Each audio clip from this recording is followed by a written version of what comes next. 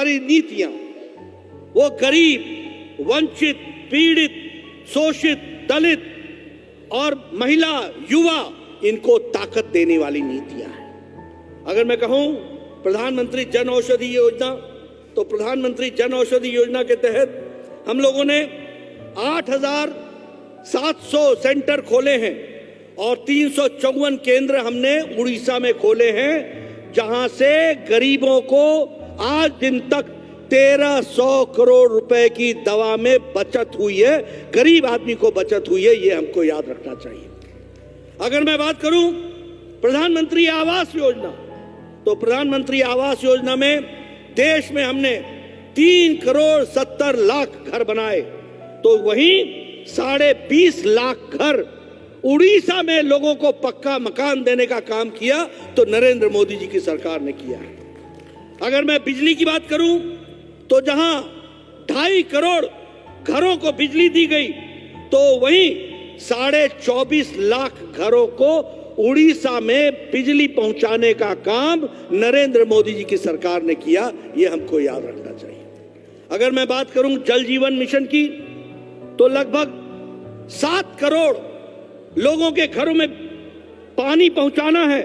तो वहीं 43 लाख लोग उड़ीसा के हैं जिनके घरों में हम पानी पहुंचा रहे हैं। ये महिलाओं का सशक्तिकरण हो रहा है। अगर मैं स्वच्छ भारत की बात करूं, तो 11 करोड़ अगर हमने इज्जत घर बनाए हैं, तो 72 लाख घर उड़ीसा में बना करके मोदी जी ने महिलाओं का सम्मान किया है, उनको इज्जत घर दिया है, उनको खेतों में जाने से रोका है और उनको इज्जत के साथ घर में अपने दैनिक जीवन में ताकत देने का काम मोदी जी ने किया है। मित्रों, अगर मैं युवा की बात करूं, तो जहां 1 करोड़ प्रधानमंत्री कौशल विकास योजना के तहत काम हुआ है, तो उसी में 4,40,000 लोगों को सर्टिफिकेट युवाओं को उड़ीसा के बच्चे हैं जिनको मिला है। अगर मैं किसानों की बात करूं, तो जहां 12 करोड़ किसानों को किसान सम्मान निधि मिली है, तो 40.5 लाख किसान उड़ीसा के हैं जिनको 6,000 करोड़ रुपए यहां पर आपके किसान भाइयों को बांटा गया है। इसलिए मित्रों, अगर मैं किसान मानधन योजना की बात करूं, तो लगभग 1 लाख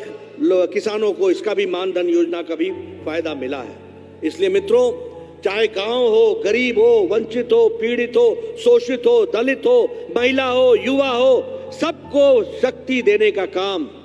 सशक्तिकरण करने का काम, ताकत देने का काम अगर किया है, तो प्रधानमंत्री मोदी जी और उनकी नीतियों ने किया है, यह हमको याद रखना चाहिए।